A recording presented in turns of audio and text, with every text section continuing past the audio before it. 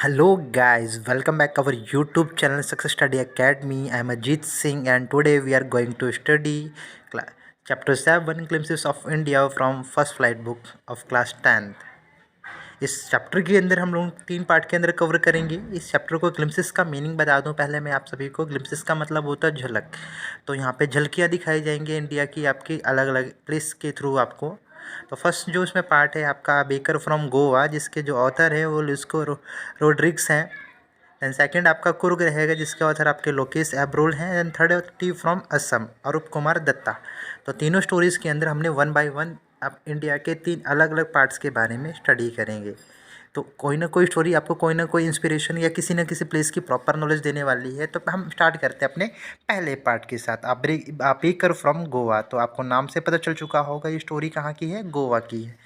तो लिखा क्या है, अ बेकर फ्रॉम गोवा का। This is a pen portrait of a traditional गांव village baker who still has an important place in his society. तो pen portrait मतलब एक ब्रीफ स्केच बताया गया, मतलब एक तरीके से शॉर्ट राइटिंग की गई अबाउट द बेकर। बेकर कौन होता है, जो बेकरी में काम करता है, जैसा आपको पिक्चर में दिख रहा होगा। तो एक ट्रेडिशनली जो विलेज था वहाँ पे, मतलब परंपरा रूप से बात करें, पारंपरिक रूप से जो गांव के अंदर जो बेकर था उसकी बहुत ही ज़्यादा इंपॉर्टेंस मानी जाती थी गोवा की सोसाइटी के अंदर। क्यों है अब यहाँ पे थोड़ा बताया जाएगा उसके बारे में। Our elders are often heard reminiscing nostalgically about those good old Portuguese days, these Portuguese and their famous loaves of bread। तो यहाँ पे हमारे जो एल्डर्स मतलब बुज़ुर्ग जो लोग हैं, हमने अक्सर उनसे सुना होगा उनकी पुरानी यादों के बारे में, कि जब भी वो हमारे सोचते हैं, बताते हैं पुरानी यादों के बारे में, वो बताते हैं कि काफ़ी अच्छे दिन थे जो पुर्तगीज़ समय के थे, पुर्तगालियों के समय के।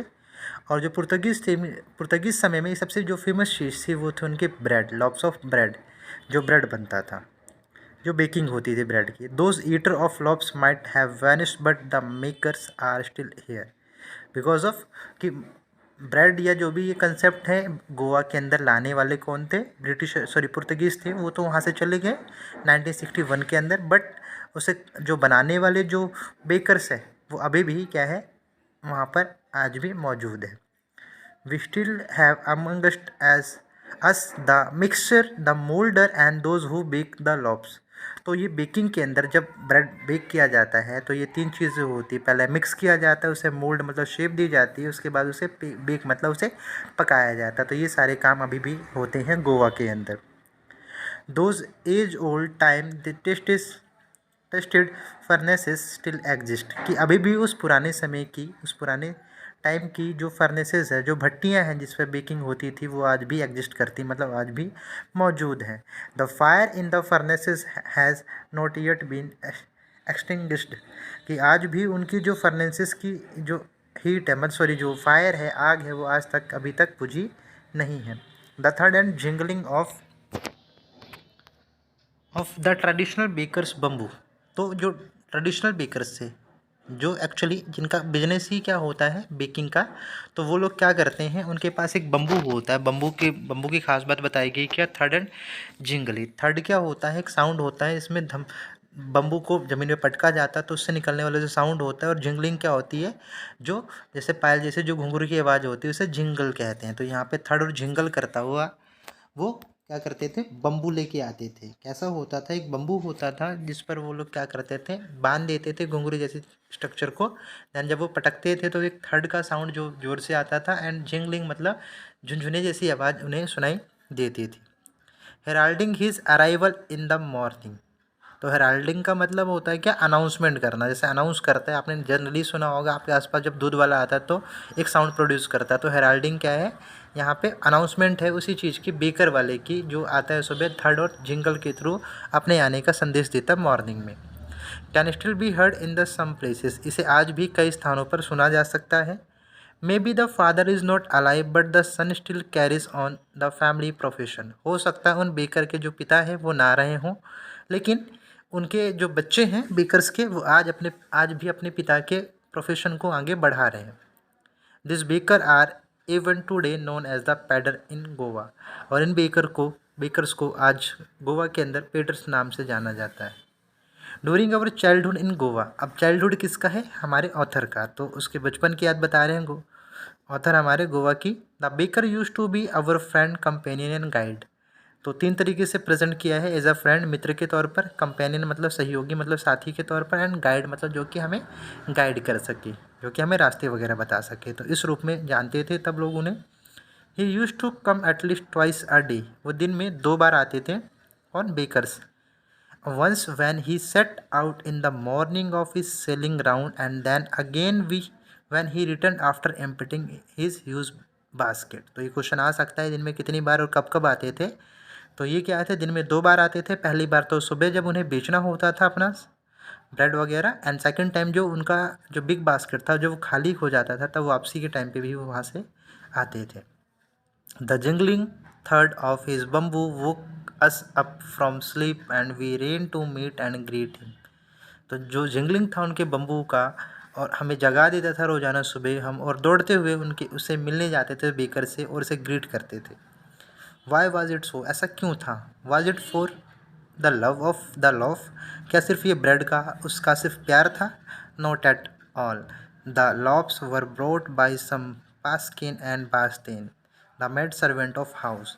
तो बेसिकली जो लोप था मतलब जो ब्रेड थी वो कौन खरीदता था? वो पास्किन और बास्तिन खरीदते थे। ये पास्किन और बास्तिन कौन है? मेड सर्वेंट है, जो वहाँ काम करने वाली नौकरानियाँ थी घर की, वो लेती थी। What we long for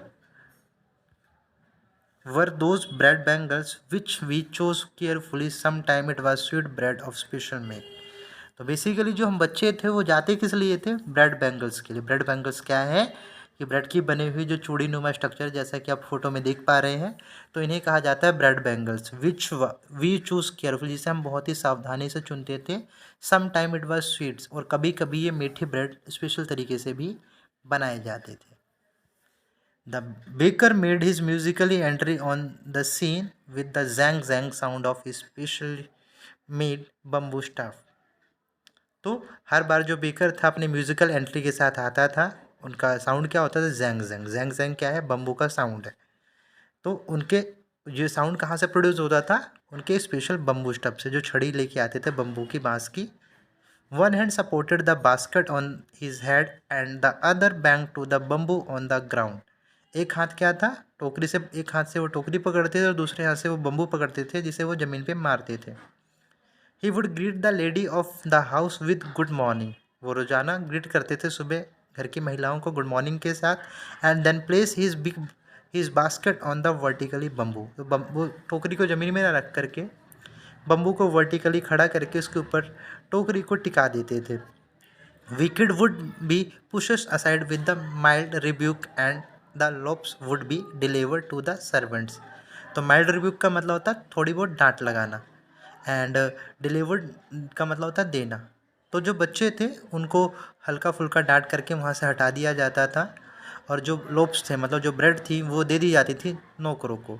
but we would not give up. लेकिन हम बच्चे भी कहाँ हार मानने वाले थे। We would climb a bench और the parapet and peep into the basket. तो हम क्या, या तो बेंच पे चढ़ जाते थे या पैरापेट पे चढ़ जाते थे, और पीप का मतलब होता है झांकते थे उस बास्केट के अंदर। समहाउ जैसे तैसे हम कोशिश करके चढ़ जाते थे।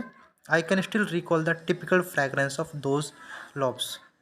तो आज भी मुझे उस लोब्स की फ्रेगरेंस, बोले तो उसकी स्मेल याद आती है। Lobes for the elders and the bangles for the children. तो बेसिकली यहाँ पे आपको याद रखना है कि बड़ों के लिए क्या खरीदा जाता है? लोब्स मतलब ब्रेड, और छोटों के लिए बैंगल्स खरीदे जाते थे ब्रेड के, जो बच्चे पसंद करते थे। Then we did not even care to brush our teeth और वॉश अवर माउथ प्रॉपरली।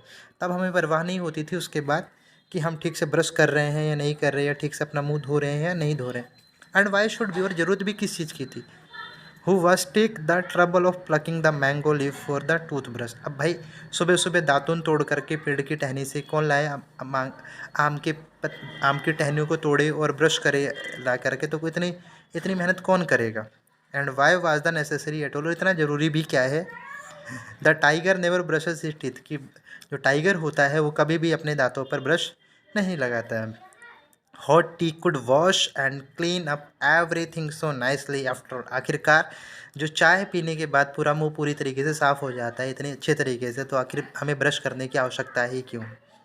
ठीक है, यहाँ पे कुछ कंप्रीहेंशन चेक के क्वेश्चन दिए गए हैं, ऑलरेडी आपको मैंने अंडरलाइन कर दिए हैं, हाईलाइट कर दिए हैं, तो आपको वहाँ से इजीली इनके आंसर मिल जाएंगे।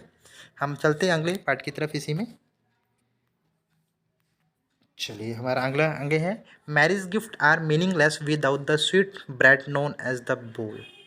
तो जो शादियाँ होती थी वो उस समय जो गिफ्ट वगैरह थे वो बिल्कुल मीनिंगलेस हो जाते थे अगर उसमें बोल, एक ब्रेड से बनने वाला स्वीट है, अगर नहीं बनाया जाता था तो उसके बिना मैरिज क्या थे, मैरिज के गिफ्ट क्या मीनिंगलेस, मतलब क्या कहते हैं उसे हम, मतलब जिनका कुछ मतलब ना हो, बेमतलब रह जाते थे। जस्ट एज अ पार्टी और अ feast losses it charm without bread. इसी तरीके से क्या था कि जब पार्टी हो या कोई इवेंट हो तो अपना इन्जॉयमेंट, अपनी खूबसूरती खो देते हैं बिना ब्रेड के।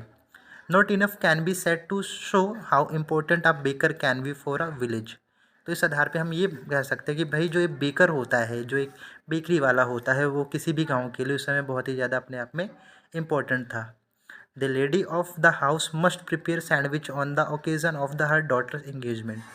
अब बात आती है इंगेजमेंट की, किसी अगर लेडी की, बच्चे की, बेटी की सगाई वगैरह होती थी तब उस समय ब्रेड से क्या बनाए जाते थे, sandwiches.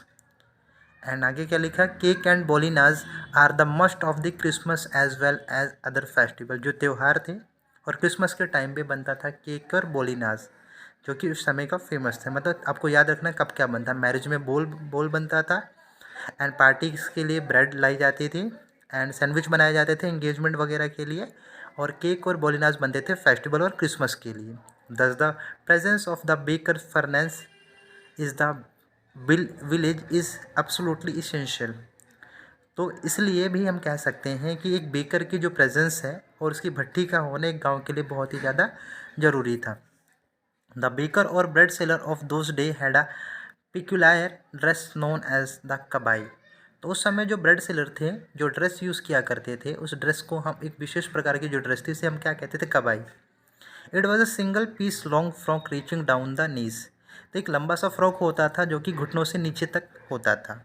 In our childhood we saw bakers wearing a shirt and trouser which were shorter than full length, ones longer than half pant. तो ऑथर ने अपने बचपन में देखा था बेकर जो पहनते थे, शर्ट पहनते थे, और ट्राउज़र के नाम पे वो क्या पहनते थे, ऐसे पैंट जो कि घुटनों से नीचे होती थी, और फुल पैंट से, हाफ पैंट से बड़ी और फुल पैंट से छोटी, मतलब कि ना फुल होती है ना वो हाफ होती है, तो उसके मिड का जो पैंट होता है, जैसा आपको फिगर में देखने को मिल रहा है। Even today anyone who wear a half pant which reaches just below the knees invite the comment that he is dress like a pader. आज भी क्या होता है, अगर कोई व्यक्ति वैसी पैंट पहन करके आ जाता है तो उसे ऐसे इनवाइट किया जाता है, उसे पुकारा जाता है, कमेंट किया जाता है उस पर, जैसे कि वो क्या लग रहा हो, पैडर, मतलब एक बेकर लग रहा हो। The baker usually collected his bills at the end of month. तो बेकर था, जब महीना ख़त्म होता था, हर महीने के एंड में वो आकर के अपना बिल कलेक्ट करता था। Monthly account used to be recorded on the some wall in pencil. तो जो पूरे महीने का जो रिकॉर्ड था, जो बिल वगैरह था, वो दीवारों पर पेंसिल से लिखा जाता था। Baking was the indeed a profitable profession in the old days. कि जो बेकिंग है, ब्रेड बनाने का एक बिजनेस था, बहुत ही ज़्यादा अच्छा माना जाता था पुराने समय में, प्रॉफिटेबल था अपने आप में। The baker and his family never starved. जो बेकर है और उनका जो परिवार है वो कभी भी भूख का शिकार, भूखमरी से नहीं जूझा, मतलब उनको कभी भी खाने की लाले नहीं पड़े। ही and his family and his servant always looked happy and prosperous। वो, उनका परिवार और उनके जो सर्वेंट, किसके, बेकर्स की, वो काफ़ी ज़्यादा खुश थे और काफ़ी ज़्यादा समृद्ध थे। प्रोस्पेरस का मतलब अपने आप में संपन्न थे। Their plump physique was a open testimony to this. उनका जो, मतलब प्लम्प का मैं कहूँ तो मोटा ताज़ा जो फिजिकल अपीयरेंस थी, वो इस बात का प्रमाण थी। टेस्टिमनी मतलब सबूत थी इस बात का कि वो अपने आप में प्रोस्पेरस, बोल रहे थे, संपन्न थे। Even today any person with the jackfruit like physical appearance it easily compare to a baker. अगर आज भी कोई व्यक्ति कटहल की तरह बड़े पेट जैसा होता है तो उसको कंपेयर कर दिया जाता है एक बेकर से। तो आई होप ये पार्ट आपको बहुत अच्छे से क्लियर हो गया होगा, और इसके नीचे भी कंप्रीहेंशन आपको गिवन है। तो कंप्रीहेंशन के लिए मैंने ऊपर क्या कर रखे हैं, अंडरलाइन कर रखे हैं। तो सो आपको क्या करना है, यहाँ पर इनको आप चेक कर लीजिए, अंडरलाइन वर्ड्स को देख लीजिए, और आपके लिए यहाँ पे एक वर्ड दे रहा हूँ मैं, जिसको आप मुझे कमेंट करके इसका मीनिंग बताना। द वर्ड इज़ दैट क्या है, पिक्यूलायर, पिक्यूलायर क्या आपको मीनिंग मेरे को कमेंट करके बताना है, इसका मीनिंग क्या होता है। मिलते हैं इसके अगले पार्ट के लिए, तब तक के लिए बाय बाय।